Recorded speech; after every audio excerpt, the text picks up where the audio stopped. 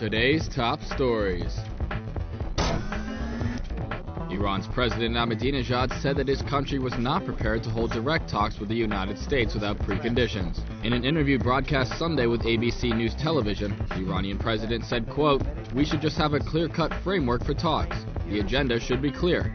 Asked if the Islamic Republic would support a Palestinian decision to recognize the State of Israel, Ahmadinejad replied, quote, "Whatever decision they take is fine with us. We are not going to determine anything."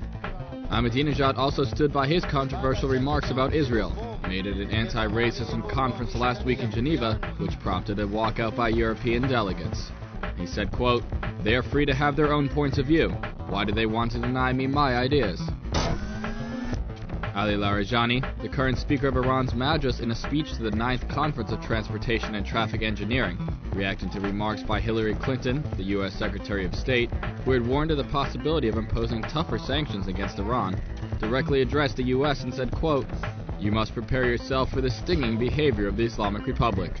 In a testimony before the U.S. Congress on April 22nd, Clinton said, quote, "We are deploying new approaches to the threat posed by Iran, and we're doing so with our eyes wide open and with no illusions. We're also laying the groundwork for the kind of very tough sanctions that might be necessary in the event that our offers are either rejected or the process is inconclusive or unsuccessful."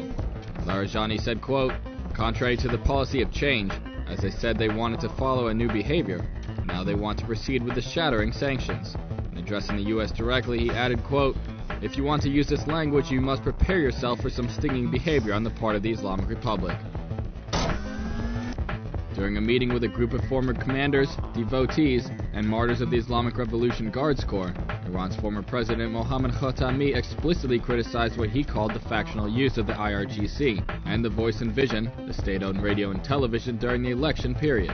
According to the pro-Khatami Yari News, while pointing out that the IRGC and the Basij are among the greatest centers of values in Iran, transcending nation and history, Khatami addressed those who he said want to use these organizations to achieve power, saying, quote, "The power seekers do not serve the values and the interests of the revolution.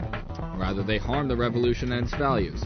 The Guards Corps must transcend the influence of factions and groups, and the Basij must not be used as a base and conduit by specific political and occasionally economic groups in society." Khatami, who heads the Bahrain Foundation, also criticized what he said was national media programs aimed at undermining reformists. He said, quote, "To unfairly destroy the candidates they do not approve of is worse than biased publicity. Look at the programs and see how they destroy the reputation of the dear and valuable figures who, under the Constitution, have every right to stand as candidates for election." Iran said on Monday that the case of imprisoned Iranian-American journalist Roxana Seberi is a domestic matter, and that other countries should not interfere in the issue. Iran's foreign ministry spokesperson Hassan Kashgavi said, quote, "Her Iranian identity has been confirmed, and she will therefore be tried according to Iran's laws, and any interference in the judiciary process is contrary to international norms. Her case has no relation to foreign sides."